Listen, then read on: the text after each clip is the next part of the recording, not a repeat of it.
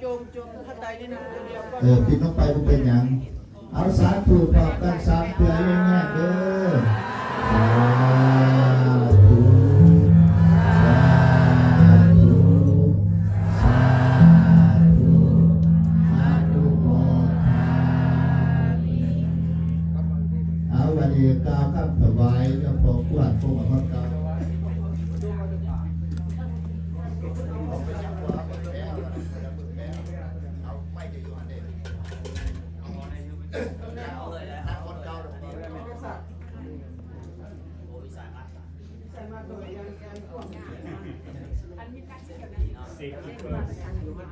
บนทนานะครับกล่าวคำถวาย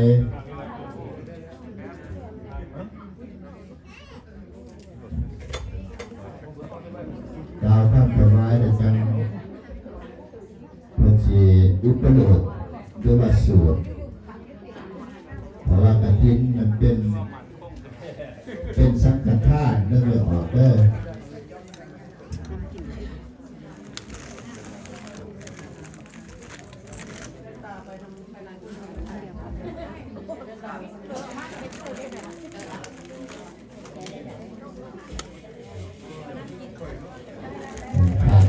ซีก้าอะไรเนี่ย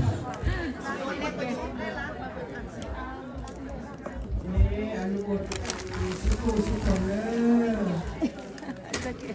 ตามนะโมกันเนาะนะโมตัสสะภะคะวะโตอะระหะโตสัมมาสัมพุทธัสสะนะโมตัสสะภะคะวะโตอะระหะโตสัมมาสัมพุทธัสสะ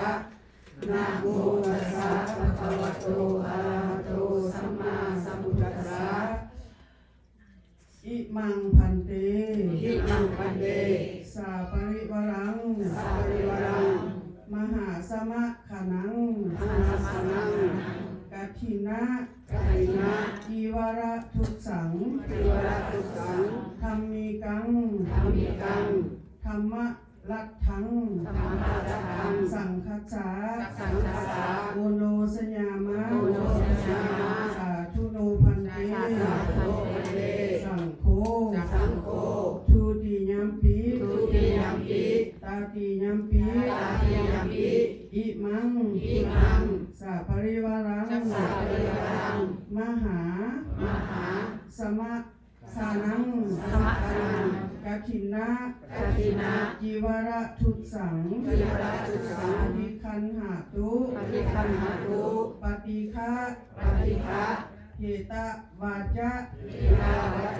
อิมินาจีวระทุเสนะกัตถินังอัฏฐรตุอัมหากังทิคารตังอัฏฐายะทิตายะสุขายะข้าแด่พระภิกขุสงฆ์ผู้เจริญพวกขน้อยหมายมีพ่อผาลีแม่ปิ้นแก้วดวงสวรรค์พร้อมด้วยลูกหลานน้องนุ่งและญาติธรรมทุกทั่วหน้าขอน้อมถวายซึ่งพระกฐินสามัคคีกับทั้งเครื่องบริวารทั้งหลายเหล่านี้แก่พระภิกขุสงฆ์ขอพระภิกขุสงฆ์จงห้ามซึ่งพระกฐินทานมหาสามัคคีกับทั้งเครื่องบริวารทั้งหลายเหล่านี้ของพวกข้าน้อยทั้งหลายคันฮับแล้วจงกรานกฐินด้วยผ้านี้เพื่อประโยชน์เพื่อความสุข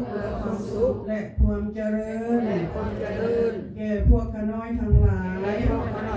ยตลอดสิ้นกาลนาน